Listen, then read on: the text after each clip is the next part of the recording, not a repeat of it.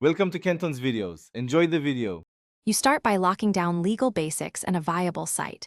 Register your business and get an EIN so you can open a bank account and apply for permits. Once you have location options, inspect zoning, utilities, and 500 square foot fit. Make sure you line up initial capital, $5, 000 to $20, 000 depending on inventory. While waiting for approvals, draft a simple business plan and supplier list so you can move fast once permits arrive. Next, secure suppliers and design your operations. Contact 3 to 5 suppliers to compare price, minimum orders, and payment terms, lock preferred items, and reorder cadence. At the same time, plan layout for shelving, refrigeration, and a visible POS to optimize flow and loss prevention. Recruit 1 to 3 staff and run quick training on checkout, inventory counts, and safety.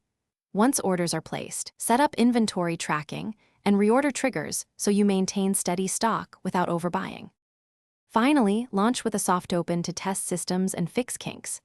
Run staff through real transactions, verify inventory accuracy, and collect feedback from early customers. Make sure sales tax registration, health and safety inspections, and permit renewals are up to date so operations remain legal.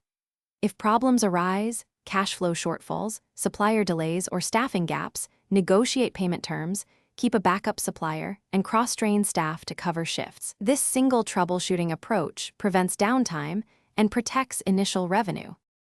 Thanks for watching. Consider subscribing if we helped you.